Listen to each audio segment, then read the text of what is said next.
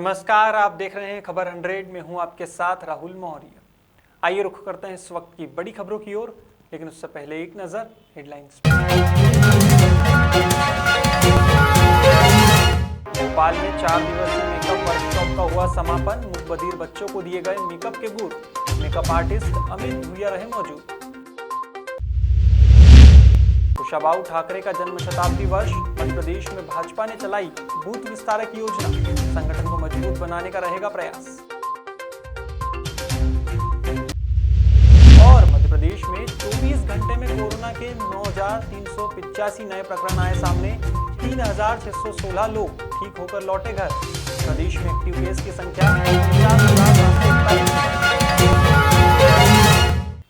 देवास में शासन द्वारा प्रदान किए गए पट्टे से स्थानीय सरपंच के कब्जा नहीं छोड़े जाने पर बुधवार को एक बेटा अपनी बुजुर्ग मां को लेकर 8वीं बार जिला कलेक्टर कार्यालय पहुंचा और मुख्यमंत्री सहित कलेक्टर के नाम एडीएम महेंद्र कवचे को आवेदन सौंपा।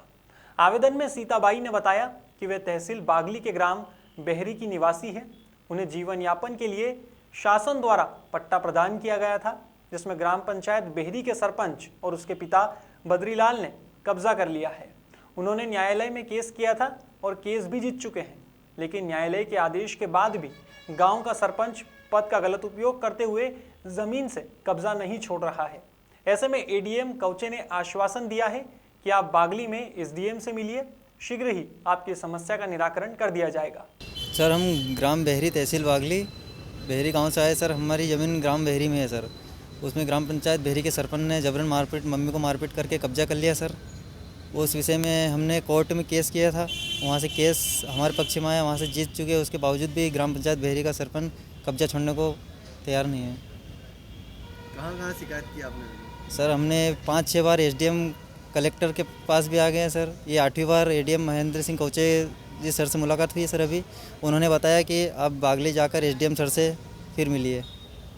बुधवार को भोपाल में मुकबधिर बच्चों के लिए चल रही 4 दिवसीय मेकअप और हेयर मास्टर वर्कशॉप का समापन हुआ है।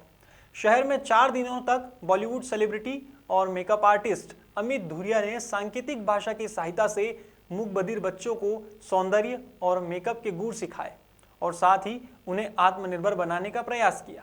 मुकबधिर बच्चों के लिए चलाई गई यह अनोखी वर्कशॉप को राजधानी में स्किल डेवलपमेंट से जुड़ी मोना सिंह राजपूत ने आयोजित की थी।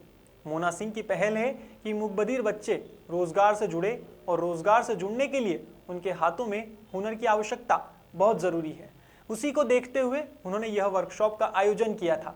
वहीं मेकअप आर्टिस्ट अमित धुरिया ने कहा कि जो बच्चे बोल और सुन नहीं पाते हैं, उनको ट्रेन करना उनके लिए एक अलग अनुभव रहा है। उन्होंने कहा कि भोपाल में रहते हुए 4 दिनों में मुकबधिर बच्चों से भी उन्होंने बहुत कुछ सीखा है।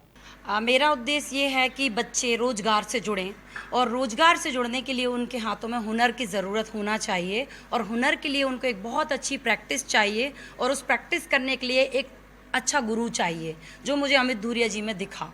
और अमित धुरिया जी जो डाउन टू अर्थ सभी को मदद करते हैं और इतने बड़े लंदन यूनिवर्सिटी से सीखने वाले बंदे को जब मैंने अपना ये बताया कि सर मेरे भोपाल में कुछ ऐसे बच्चे हैं, डिसेबल वर्ड में यूज़ नहीं करती, ये हमारे मध्य प्रदेश की धरोहर है।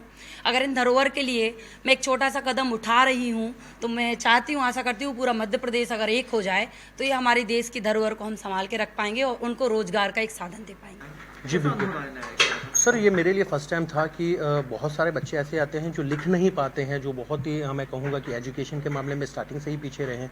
लेकिन ये मेरे साथ फर्स्ट टाइम हुआ है कि जो लड़की बोल भी नहीं सकती थी और सही ढंग से सुन भी नहीं पा रही थी, उन लोगों को मैंने ट्रेनिंग दिया है।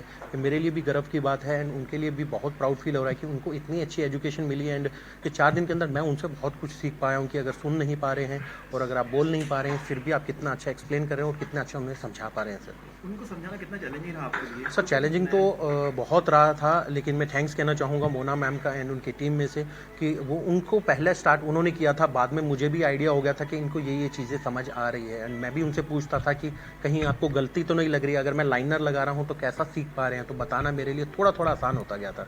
अच्छा, इस क्लास में आपका आके आपको कैसा लगा? बहुत ही अच्छा लगा। मीन्स मेकअप वो सो परफेक्ट एंड खुद को अच्छा लगता है जब मैं मॉडलिंग करना इज़ समथिंग लाइक कि अच्छा हो, पूरा मेकओवर अच्छा हो, फिर अच्छा लगता है कि लाइक हम अच्छे से आउटफिट ले रहे हैं and we should present it very perfectly. तो बहुत ही प्यारा मेकअप किया है, मेरा हेयर स्टाइलिंग्स भी बहुत ही अच्छी हैं एंड मैं बहुत ही अच्छा फील कर रही हूँ वाइल मैं पूरा ड्रेसअप लेके बहुत अच्छा फील कर रही हूँ एंड वेरी कॉन्फिडेंट। किस तरह का अलग एक्सपीरियंस रहा आपके यहाँ पे? मेरा बहुत अच्छा एक्सपीरियंस रहा, it's my first experience with Amit sir and everybody. So even मैं मोना मैम को भी बहुत ज़्यादा थैंक यू बोलना चाहती हूँ क्योंकि उन्होंने मुझे बहुत इंस्पायर किया है हर चीज़ से एंड बहुत ही ज़्यादा गाइड करती हैं कि कैसे करना चाहिए, हर चीज़ों को कैसे आप ओवरकम कर सकते हैं। तो आई थिंक मेरे लिए बहुत अच्छा एक्सपीरियंस था, सबसे अच्छे से बात हुई और भी करूँगी आगे। आपका नाम बता देना। मेरा नाम कनक भारती गोस्वामी है। I am model as well, I am actor and dancer. Bharatiya Janata party द्वारा कुशाभाऊ ठाकरे की जन्म शताब्दी पर्व के अंतर्गत चलाई जा रही बूथ विस्तारक योजना को लेकर बुधवार को देवास में भाजपा जिला कार्यालय पर प्रेस वार्ता आयोजित की गई। पत्रकारों से बात करते हुए प्रदेश प्रवक्ता उमेश शर्मा ने कहा कि भाजपा पूरे प्रदेश में बूथ विस्तारक योजना 20 से 30 जनवरी तक चलाने वाली है, जिसमें प्रत्येक कार्यकर्ताओं की जानकारी डिजिटलाइज होगी। पार्टी के प्रमुख पदाधिकारी एक एक बूथ के विस्तारक बनेंगे और वहां प्रतिदिन 10 घंटे बूथ की जानकारी एकत्रित कर उसे डिजिटलाइज करेंगे और साथ ही आगामी चुनावों में 10% वोट बढ़ाने का लक्ष्य रखेंगे। पार्टी ने इस कार्य को डिजिटल करने के लिए संगठन नाम से एक मोबाइल एप्लीकेशन भी तैयार की है, जिसमें बूथ की जानकारी एकत्रित होगी। वहीं इसी माध्यम से कुशाभाऊ ठाकरे को सच्ची श्रद्धांजलि देने का प्रयास रहेगा। Anchor number 4। इस 1000 औसत मतदाता को अगर हम परिवार में विभाजित करके आकलन करेंगे तो औसतन एक बूथ पर 200 परिवार होते हैं। भारतीय जनता पार्टी ने तय करा है कि हम 200 परिवारों तक पहुंचेंगे। हम खोपड़ी खोपड़ी और झोपड़ी झोपड़ी तक जाएंगे। इन 200 परिवारों में कांग्रेस के मित्र भी होते हैं। देवास में कोतवाली पुलिस द्वारा शहर में संचालित हो रहे सट्टे के अड्डों पर दबिश देकर करीब 1 दर्जन लोगों के खिलाफ कार्यवाही की गई है। साथ ही पुलिस ने 5000 की नकदी समेत 6 बाइक भी जब्त की है। उज्जैन रोड ब्रिज और गजरा गियर्स चौराहे समेत पुलिस द्वारा विभिन्न सट्टे के अड्डों पर कार्यवाही की गई है। कोतवाली थाना टीआई उमराव सिंह ने जानकारी देते हुए बताया कि एसपी डॉक्टर शिवदयाल सिंह के दिशा निर्देश पर कार्यवाही करते हुए 1 दर्जन से अधिक आरोपियों के खिलाफ कार्यवाही की गई है। इन आरोपियों के रिकॉर्ड चेक कर कड़ी कार्यवाही करने के साथ ही जिला बदर जैसी कार्यवाही भी की जाएगी। कोतवाली पुलिस द्वारा आज करीबन 14 लोगों के बल के द्वारा और एफआईआर भी अलग से हम ले गए थे, दबिश दी गई उज्जैन ब्रिज के नीचे, जहां 5 लोगों को जुआ सट्टा खेलते हुए रंगे हाथों पकड़ा गया। कुछ भाग भी गए, वहां चूंकि मजदूर थे 50-60 तो भगदड़ मच गई थी। उसके बाद फिर हमने गजरा गियर झुग्गियों में दबिश दी तो वहाँ ताश पत्तों को खेलते हुए 6 लोग मिले हैं, जिन पे 13 जुआ का प्रकरण बना रहे। काफ़ी मात्रा में मोटरसाइकिल और कार भी एक मिली है, उसकी भी तस्दीक कर रही कि वो किसकी है, उनको भी हम जब्त करेंगे।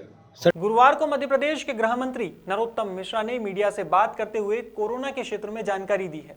उन्होंने कहा कि पिछले 24 घंटे में कोरोना के क्षेत्र में 9385 नए प्रकरण सामने आए हैं। वहीं ठीक होकर अपने घर की ओर लौटने वाले 3616 लोग हैं। ऐसे में 49,741 केस प्रदेश में एक्टिव रह जाते हैं। इन सभी के बीच पिछले 24 घंटे में प्रदेश में पुलिस के 75 जवान भी कोरोना संक्रमित हुए हैं, जिसके चलते संक्रमित एक्टिव केसों की संख्या 846 हो गई है। प्रेस कॉन्फ्रेंस के दौरान उन्होंने सपा पार्टी पर भी तंज कसा है। मंत्री मिश्रा ने कहा कि अखिलेश यादव अपने परिवार को नहीं संभाल पा रहे हैं। आने वाले चुनाव में यूपी में सपा साफ होगी और 300 के पार चुनाव में बीजेपी सीट जीतेगी। कोरोना के क्षेत्र में पिछले 24 घंटे में कोरोना के क्षेत्र में पिछले 24 घंटे में 9385 नए प्रकरण आए हैं, जबकि ठीक होकर अपने अपने घरों और गंतव्य की ओर जाने वाले 3616 लोग हैं। मध्य प्रदेश में अब एक्टिव केसों की संख्या 49,741 एक्टिव केस हैं। संक्रमण दर हमारी 1.73 है। वहीं रिकवरी दर हमारी 92.81 बनी हुई है। सैंपल हमने कल जो मध्य प्रदेश में लिए हैं वो 80,040 सैंपल हैं।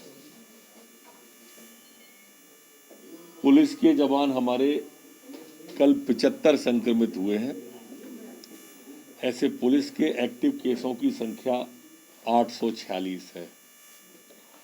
कल मध्य प्रदेश में वैक्सीनेशन जो हुआ है वो 1,99,363 लोगों को कल वैक्सीन मध्य प्रदेश के अंदर लगी है। अभी तक 10,81,59,532 लोगों को ये वैक्सीन के टीके लग चुके हैं। फिलहाल खबरों में बस इतना ही। देश और दुनिया की तमाम खबरों के लिए देखते रहिए खबर 100, जनता की बुलंद आवाज।